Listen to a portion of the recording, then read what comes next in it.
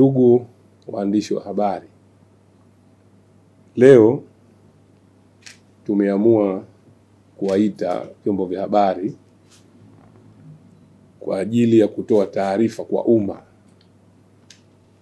kuhusu baadhi ya mambo ambayo yanayojitokeza hivi sasa hivi katika jamii yetu. Ndugu waandishi wa habari na ndugu wananchi, kama tunavyofahamu, nchi yetu tarehe 29 Oktoba na tarehe 30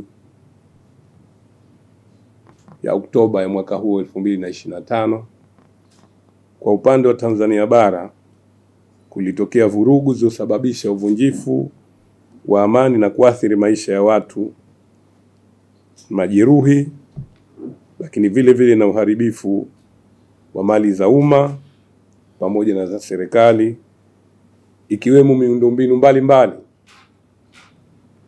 Natoa pole kwa wananchi wote ambao waliokumbwa na madhara katika matukio hayo yaliyotokea siku ya tarehe 29. Ndugu waandishi wa habari na ndugu wananchi, wapo baadhi ya watu wasioitakia mema nchi yetu ya Tanzania. Wameendelea kutumia njia mbalimbali ikiwemo mitandao ya kijamii kueneza propaganda hasi na kuvihusisha vikosi vya idara maalum ya Serikali ya Mapinduzi ya Zanzibar katika matukio yaliyojitokeza tarehe 29 na 30 Oktoba mwaka 2025 kwa upande wa Tanzania bara, na kuhamasisha chuki miongoni mwa Watanzania kwa kutaka kuanzisha masuala ya mgawanyiko wa ubaguzi wa kikanda, yani Uzanzibari na Utanganyika, jambo ambalo halina ukweli wowote. Uchochezi huo hauna nia njema kwa nchi yetu, na tusiukubali wala tusiuamini upotoshaji huo. Nikiwa waziri katika afisi ya makamu wa pili wa rais wa Zanzibar, ambaye ninaratibu na kushughulikia masuala ya muungano kwa upande wa Zanzibar, nalithibitishia taifa kwamba hakuna askari wa kikosi cha idara maalum hata mmoja aliyevuka maji kwenda Tanzania bara kwenda kushiriki katika tukio lolote katika matukio yaliyotokea kwa upande wa Tanzania bara. Ndugu waandishi wa habari na ndugu wananchi, tunakumbuka Tanzania kwa muda mrefu imeendelea kuwa na nchi ya amani na ya mfano wa kuigwa hapa duniani. Aina ya muungano uliopo kati ya watu wa Zanzibar na Tanzania bara, kwa muda mrefu pia Tanzania imeendelea kuzilinda tunu za taifa, hususan umoja, amani, mshikamano ulioasisiwa na wazee wetu waasisi wa taifa letu, Mwalimu Julius Kambarage Nyerere na Sheikh Abeid Amani Karume. Kwa msingi huo, na kwa niaba ya Serikali ya Mapinduzi ya Zanzibar, tunapinga vikali vitendo vyote vyenye lengo vya kupotosha misingi ya umoja wetu ambao tumeujenga kwa gharama kubwa.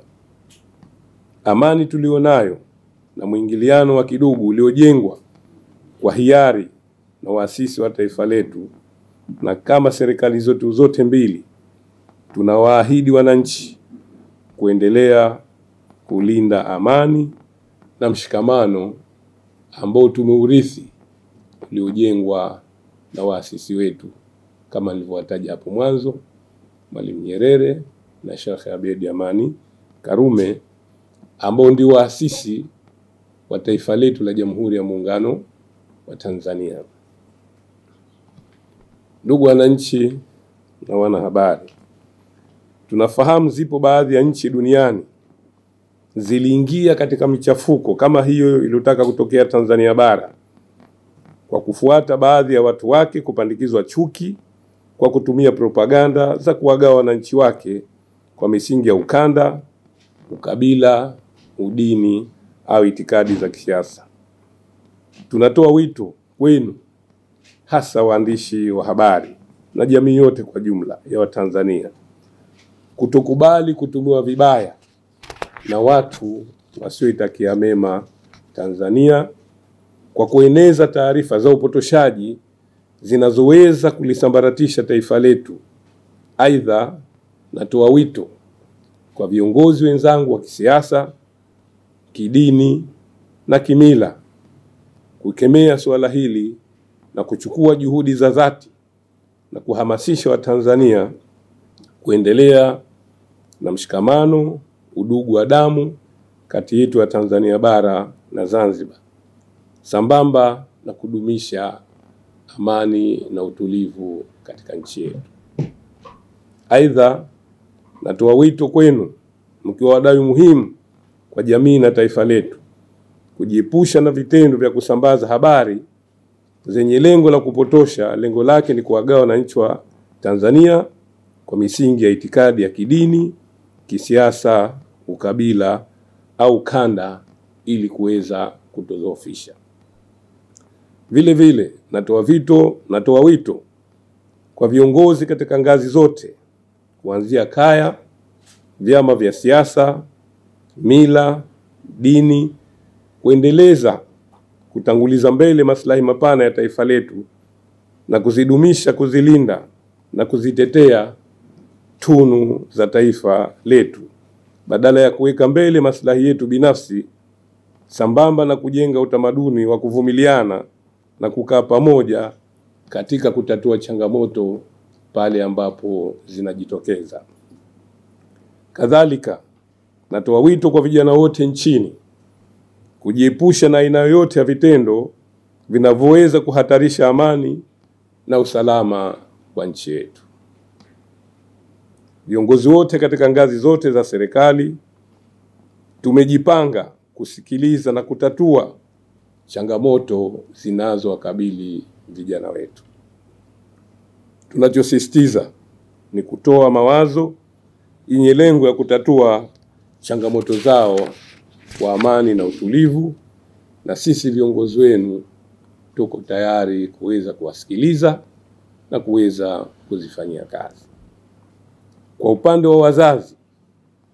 wa wazazi wenzangu, naendelea kuwaomba kutoa wito wenu maalum. Tuendelee kuwasihi vijana wetu kujiepusha na vitendo vyenye lengo vya kuvunja amani na kujiepusha na mkumbo wa vitendo viovu kwa ajili ya kulinda maisha yao na taifa lao. Pia tuwakumbushe vijana wetu kuwa sisi wazazi wao, kama tungejihusisha na vitendo vya vurugu na uvunjifu wa amani, wasingekuwepo katika taifa lenye amani na utulivu kama tunavyojivunia hivi sasa. Ndugu wanahabari na ndugu wananchi, malizia kwa kutoa wito kwa kuwasihi wananchi wote wa Zanzibar na Tanzania kwa jumla, tuendelee na shughuli zetu za kibiashara na uzalishaji mali bila ya woga. Kadhalika, tupeane taarifa za maadui wanaotishia usalama wa taifa letu. Pia naomba tena kutoa wito hasa kwa Wazanzibari, tuwe karibu na kutoa taarifa kwa viongozi wa shehia, kwa wale watu wote ambao wanahisi ni wageni na ambao wanawatilia mashaka katika maeneo yao. Serikali tumejipanga katika maeneo yote, hatutodharau taarifa yoyote ambayo inahusu ulinzi na usalama wa nchi yetu.